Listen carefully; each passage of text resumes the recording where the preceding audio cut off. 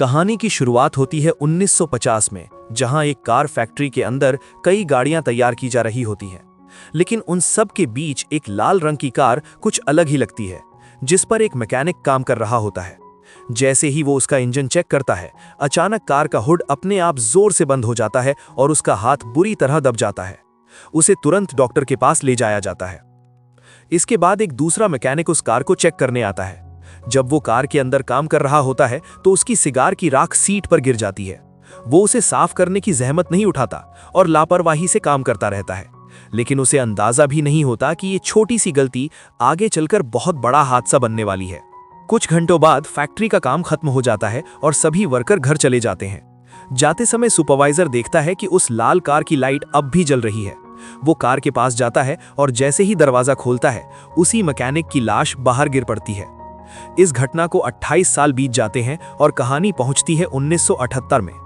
अब हम डेनिस नाम के एक स्टूडेंट को देखते हैं जो अपनी कार से अपने दोस्त अर्नी के घर पहुंचता है।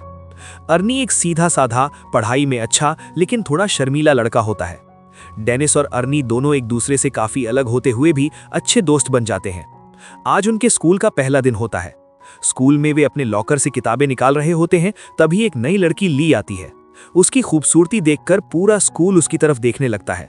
डेनिस उसे देखते ही पसंद करने लगता है। स्कूल से लौटते वक्त रास्ते में अर्नी की नजर एक घर के बाहर खड़ी एक पुरानी लाल कार पर पड़ती है। वो डेनिस से गाड़ी रोकने को कहता है। पास जाकर देखने पर पता चलता है कि वो कार पूरी तरह जंग लगी और खटारा हालत में है।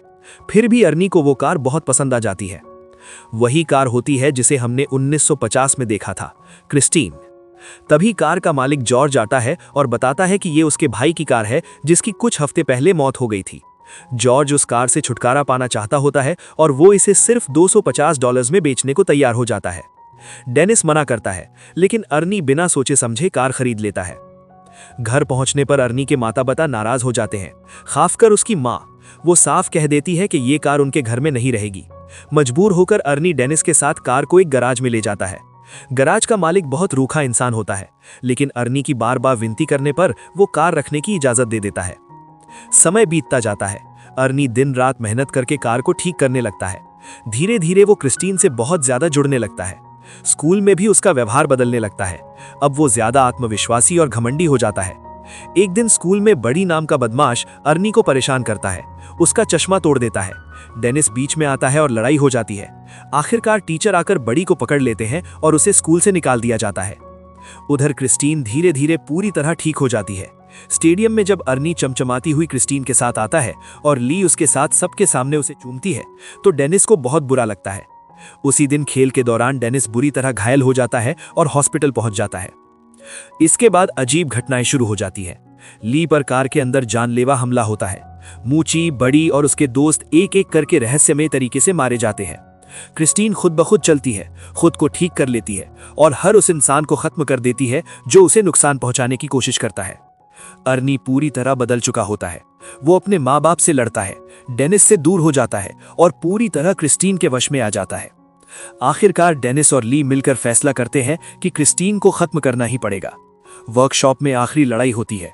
क्रिस्टीन और बुलडोजर आमने सामने होते हैं। भयानक टक्कर में अर्नी की मौत हो जाती है। डेनिस पूरी ताकत से बुलडोजर चलाकर क्रिस्टीन को पूरी तरह कुचल देता है। अगली सुबह जंकयार्ड में कार पूरी तरह कबाड़ बनी होती है, लेकिन आखिरी सीन में क्रिस्टीन का एक छोटा सा टुकड़ा अपने आप हिलता है, जिससे ये साफ हो जाता है कि ये शैतानी गाड़ी शायद अब भी जिंदा है। और यही कहानी खत्म होती है। अगर वीडियो आपको अच्छी लगी हो तो हमारे चैनल को जरूर सब्सक्राइब कीजिए।